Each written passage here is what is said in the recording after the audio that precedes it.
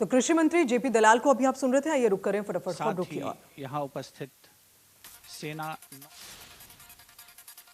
प्रधानमंत्री नरेंद्र मोदी ने 2 रक्षा कार्यालय परिसरों का किया उद्घाटन। ये रक्षा कार्यालय परिसर दिल्ली के कस्तूरबा गांधी मार्ग और अफ्रीका एवेन्यू में है।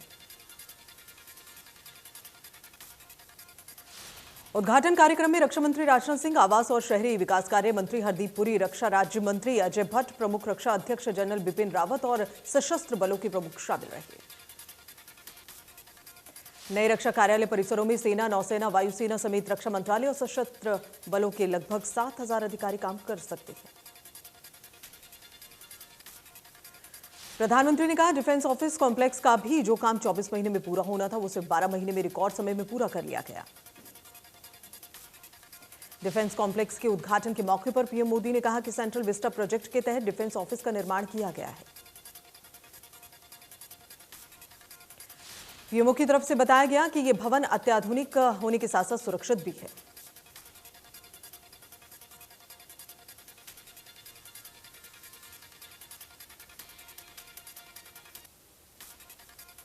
केंद्रीय सड़क और परिवहन और राजमार्ग मंत्री नितिन गडकरी ने सोहना स्थित लोहट की और दिल्ली मुंबई एक्सप्रेसवे का निरीक्षण किया।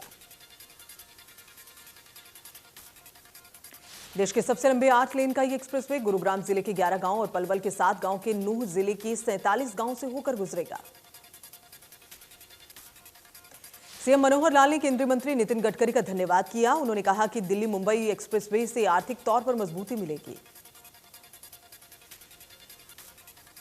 निरीक्षण के दौरान नितिन गडकरी ने भारतीय राष्ट्रीय राजमार्ग प्राधिकरण के कार्यक्रम में कहा, हाईवे निर्माण के बाद दिल्ली से मुंबई तक 12 घंटे तक पहुंचा जाएगा। हरियाणा में इस हाईवे की कुल लंबाई 160 किलोमीटर है, जिस पर करीब 10,400 करोड़ रुपए की लागत आएगी। प्रदेश में इस हाईवे का समापन नूह जिले के फिरोजपुर झिरका में गांव कोलगांव में होगा। एक्सप्रेसवे के बनने से हरियाणा में यातायात की कनेक्टिविटी अपेक्षाकृत बढ़ जाएगी। इस एक्सप्रेसवे के बनने से हरियाणा प्रदेश में रोजगार सृजन के अवसर भी उपलब्ध होंगे, क्योंकि इससे हरियाणा की कनेक्टिविटी राजस्थान, मध्य प्रदेश, गुजरात और महाराष्ट्र जैसी जगहों पर बढ़ जाएगी।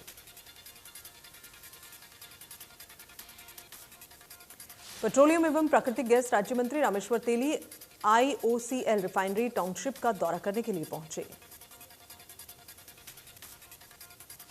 पेट्रोलियम राज्य मंत्री ने कहा, रिफाइनरी के भीतर कई जगह काम चल रहा है, जिसका उन्होंने निरीक्षण किया। उन्होंने मरीजों से बात की, अस्पताल का निरीक्षण किया। उन्होंने कहा, डॉक्टर्स ने उन्हें जो समस्याएं बताई, जल्द ही उसका समाधान होगा।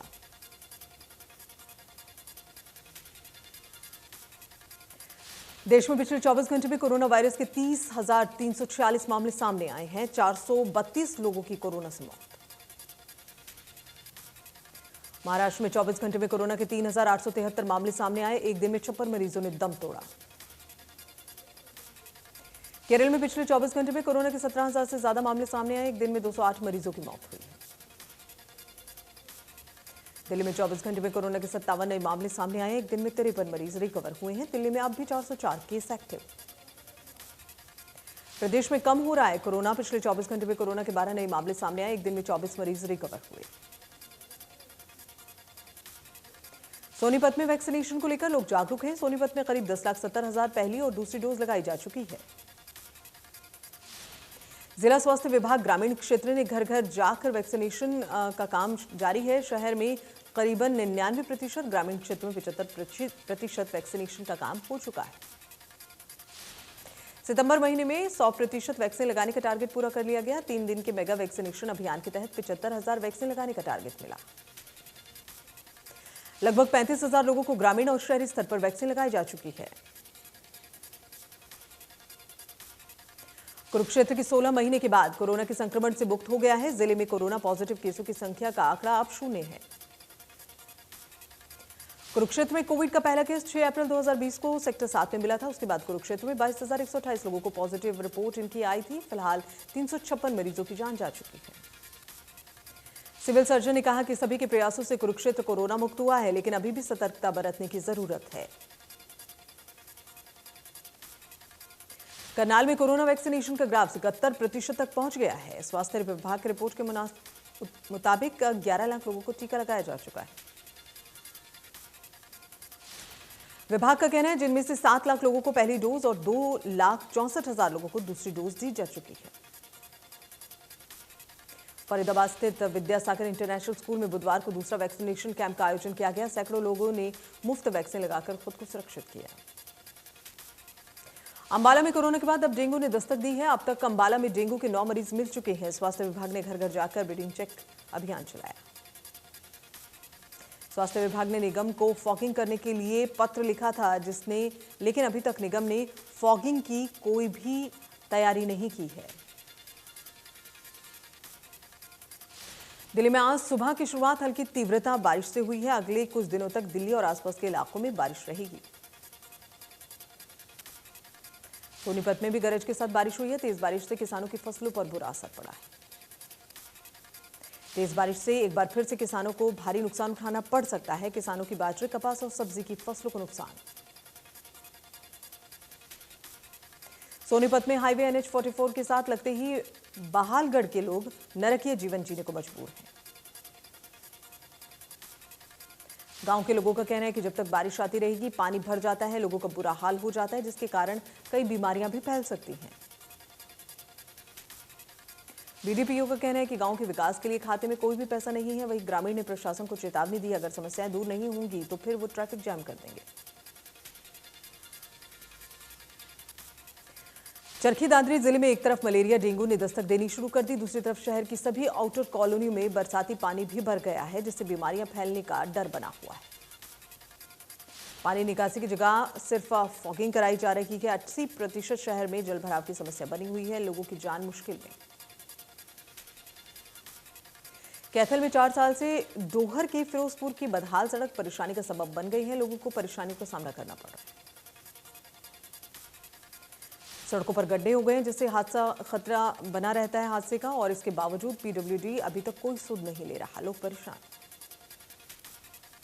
ऐसे में ग्रामीणों को कहना है सड़क पर गड्ढे बारिश में तालाब का रूप ले लेते हैं, जिसके चलते अक्सर कई हादसे हो जाते हैं। बदहाल सड़कों को लेकर एक्सिम का कहना है कि 4 सड़कों के टेंडर निकाले गए हैं, जो 29 सितंबर को जारी कर दिए जाएंगे। सोनीपत की सब्जी मंडी में गंदे पानी से जलभराव हो गया है। मंडी तालाब में तब्दील हो गई है। जगह जगह पानी भरा है। व्यापारियों को दिक्कत। 15 से 20 दिनों तक चलने वाला आलू 2 दिन में सड़ जाने की वजह से व्यापारियों को काफी नुकसान हुआ है। सब्जी विक्रेताओं, आड़तियों के साथ साथ सब्जियां खरीदने के लिए मंडी में पहुंचे ग्राहकों ने प्रशासन के खिलाफ नाराजगी जताई। पानी की निकासी की व्यवस्था को दुरुस्त करने की मांग की। रोहतक जिले के टिटोली गांव के पास ड्रेन नंबर 8 में एक तेज रफ्तार कार गिर गई। कार में कुल 4 युवक सवार थे, जिसमें डूबने से युवकों की मौत। पुलिस को नहर में कार गिरने की सूचना मिली। इसके बाद सूचना के आधार पर पुलिस ने कार को क्रेन की मदद से बाहर निकलवाया। चारों युवकों को रोहतक पीजीआई ले जाने के बारे में पता चला। पुलिस ने पीजीआई में मृतक के परिजनों से मुलाकात की और जांच में जुट गई है। रोहतक की जनता कॉलोनी चौकी से कुछ दूरी पर एक मृत युवक का शव मिला है और इसकी पहचान जनता कॉलोनी में रहने वाले गगनदीप के रूप में हुई है। सूचना मिलने के बाद पुलिस अधिकारी मौके पर पहुंचे। शुरुआती जांच में पुलिस ने शव को पोस्टमार्टम के लिए भेज दिया। अब पुलिस का कहना है सुबह कंट्रोल रूम को इसकी सूचना मिली थी कि सड़क पर कोई व्यक्ति मृत पड़ा मिला है। पुलिस इसकी जांच कर रही है। रोहतक के जसिया गांव में 22 वर्षीय युवक की तेजधार हथियार से गला रेतकर हत्या कर दी गई है और शव घर में खून से लथपथ मिला। परिजनों ने हत्या का आरोप गांव के ही कुछ युवकों पर लगाया है। पुलिस का कहना है परिजनों के बयान के आधार पर मामला दर्ज कर लिया गया है। जसिया गांव का रहने वाला युवक ऑटो चलाता था। कुछ देर रात वो अपने साथियों के साथ वहां पर मौजूद था। घर लौटकर उसने अपने भाई को साथियों के साथ झगड़ा होने की बात भी बताई थी। झज्जर में बुजुर्ग दंपत्ति छत पर गिरने का एक मामला सामने आया। छत पर गिरने से मलबे के नीचे दबने से इनकी मौत हो गई है। बुजुर्ग दंपत्ति चारा लाने के लिए प्लॉट में बने कमरे पर गए थे। अचानक छत गिर गई और दोनों की मौत।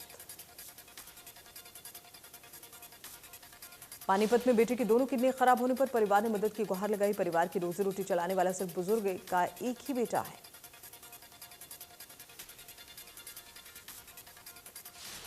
कैथल में बिजली बोर्ड के दफ्तर के बाहर अनुबंधित विद्युत कर्मचारी संघ के बैनर तले बिजली विभाग के कर्मचारियों ने धरना प्रदर्शन किया। कर्मचारियों का कहना है 6 कर्मचारियों के विभाग की तरफ से ज्वाइन करवाने का लेटर आया है, लेकिन इन कर्मचारियों ने ज्वाइन नहीं किया। बीबीएस रंगा ने कहा है कि जल्द ही इनको ज्वाइन कराया जाएगा, कुछ टेक्निकल दिक्कत है जिसकी वजह से देरी हुई। कुरुक्षेत्र के लोकनायक जिला हॉस्पिटल में 30 सितंबर के बाद कई ओपीडी बंद हो सकती हैं। एसीएस हेल्थ ने जारी पत्र में लिखा है कि प्रदेश भर में काम कर रहे कंसल्टेंट की 30 सितंबर को सेवा समाप्त समझी जाएगी। सिविल सर्जन ने कहा कि जिले में 10 कंसल्टेंट काम कर रहे हैं, पात्र लोगों को दोबारा से अप्लाई करना होगा। पुलिस ने तीनों आरोपियों के पास से 101 किलो डोडा पोस्ट और 2 ट्रक बरामद किए हैं। बहादुरगढ़ पुलिस ने नशा सप्लाई करने वाले अंतर्राज्यीय गिरोह का भांडाफोड़ किया है। गिरोह के 3 सदस्यों को गिरफ्तार किया गया है। सिरसा में हेरोइन और फेम समेत अन्य नशीले पदार्थों की तस्करी में महिलाओं की संख्या में भी तेजी आई है। बताया जा रहा है महिलाएं खाने के डिब्बे में सप्लाई करने के नाम पर महिलाएं नशा की तस्करी करती हैं। अब ऐसी महिलाओं को पुलिस निगरानी बनाए है और इन्हें कुछ महिलाओं को गिरफ्तार भी किया है। पुलिस ने महिला के पास से टिफिन में 6 ग्राम हेरोइन, 20,000 की नकदी और एक मोबाइल बरामद किया। गरौंडा में सीआईए असंत की टीम ने रिफाइनरी रोड पर गांव बेगमपुर के पास चल रहे एथनॉल चोरी का खेल का खुलासा किया है। पुलिस टीम ने मामले में 2 लोगों को काबू किया है। मौके से 34,000 लीटर एथनॉल का टैंकर बरामद किया गया। फरीदाबाद दक्षिण हरियाणा बिजली वितरण निगम ने एक बार फिर से उपभोक्ताओं को जोर का झटका दिया है। इस बार बिजली निगम की ओर से एक उपभोक्ता के पास 86 लाख रुपए का बिल भेजा गया है। बताया जा रहा है जबकि पीड़ित उपभोक्ता मात्र 50 गज के मकान में रहता है और कई महीनों से अधिकारी इसके लिए उसके घर के चक्कर भी काट रहे हैं। कोसले में बिजली विभाग के कर्मचारियों ने मारपीट करने वाले दोषियों को गिरफ्तार करने की मांग को लेकर संयुक्त कर्मचारी संघ के बाहर धरना प्रदर्शन किया। कर्मचारियों का कहना है कि कर्मचारी की टीम ने 26 अगस्त को गांव मुमताजपुर में बिजली चोरी पकड़ी थी और इसके चलते शराबी किस्म के शरारती लोगों ने उनके साथ मारपीट की। मारपीट के मामले में पुलिस की ओर से कई सही धाराएं नहीं लगाई गईं, जिसके चलते विरोध हुआ। आगे की कार्रवाई के लिए 31 लोगों की कमेटी का गठन किया गया, जो पहले मौजूदा विधायक कंवर सिंह से ने मिलकर आगामी रूपरेखा तैयार करेंगे। आखिर इस विवाद को कैसे खत्म किया जाए। लोगों का कहना है कि कस्बे की बहन बेटियों के साथ सरेआम बदतमीजी और मारपीट होती है, लेकिन पुलिस इस पर ध्यान नहीं दे रही है। झज्जर में 3 कृषि कानून के खिलाफ किसान लगातार आंदोलन कर रहे हैं और कबड्डी का आयोजन किया जाएगा। कबड्डी लीग का शुभारंभ 22 सितंबर को बहादुरगढ़ के डॉक्टर भीमराव अंबेडकर स्टेडियम में किया जाएगा। किसान नेता का कहना है 27 सितंबर को देश भर में कर्फ्यू जैसा माहौल रहेगा। देश के सभी नेशनल हाईवे और रेलवे ट्रैक पूरी तरह से बंद रहेंगे। मैन शुगर मिल में शीरा घोटाले का मामला सामने आया। ठेकेदार ने प्रशासन पर शीरा घोटाला करने का आरोप लगाया है। कुरुक्षेत्र में रेलवे के निजीकरण के विरोध में रेलवे कर्मचारियों ने धरना प्रदर्शन किया है। रेलवे कर्मचारियों का कहना है कोरोना काल में उन्होंने अपने रेलवे को जो तमाम सुविधाएं हैं वो दी और एक भी नेटवर्क रुकने नहीं दिया है। कैथल में अभिभावक ने निजी स्कूल पर दादागिरी करने का आरोप लगाया है। कैथल में जिला उपायुक्त प्रदीप दहिया ने जन आरोग्य पब्लिसिटी वैन को लघु सचिवालय की से हरी झंडी दिखाई और रवाना किया। वैन पूरे जगह पर लोगों को जागरूक करेगी। कुरुक्षेत्र में रेलवे के निजीकरण के विरोध में रेलवे कर्मचारियों ने धरना प्रदर्शन दिया। कर्मचारियों का कहना है कि वो जान दे देंगे लेकिन रेलवे का निजीकरण नहीं होने देंगे। रेलवे कर्मचारियों का कहना है कोरोना काल में भी उन्होंने रेलवे को अपनी तमाम सेवाएं दी हैं, एक भी दिन रेलवे नेटवर्क को रुकने नहीं दिया है।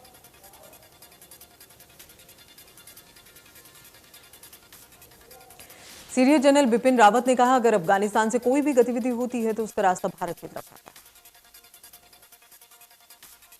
जनरल बिपिन रावत का कहना है नए और पुराने तालिबान में कोई भी बदलाव नहीं आया है। जनरल बिपिन रावत बोले कि मुझे लगता है अगर क्वाड देशों का समर्थन मिलता है तो फिर इसका स्वागत किया जाना चाहिए। टाइम पत्रिका ने बुधवार को 2021 के 100 सबसे प्रभावशाली लोगों की लिस्ट वार्षिक सूची में इसका खुलासा किया। पीएम मोदी के अलावा पश्चिम बंगाल की मुख्यमंत्री Mamata Banerjee, Serum Institute of India के मुख्य कार्यकारी अधिकारी आदार पूनावाला को भी इसमें जगह मिली है। नेताओं की इस वैश्विक लिस्ट में अमेरिकी राष्ट्रपति जो बाइडेन, उपराष्ट्रपति कमला हैरिस और चीन के राष्ट्रपति शी जिनपिंग के नाम को भी शामिल किया गया।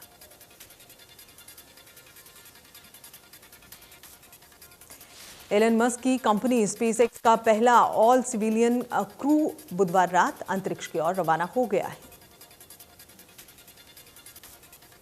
ये यात्री इंटरनेशनल स्पेस स्टेशन से 160 किलोमीटर ऊंची उच्च कक्षा से दुनिया की परिक्रमा करते हुए अंतरिक्ष में 3 दिन गुजारेंगे। चीन के सिचुआन प्रांत में भूकंप के तेज झटके महसूस किए गए हैं।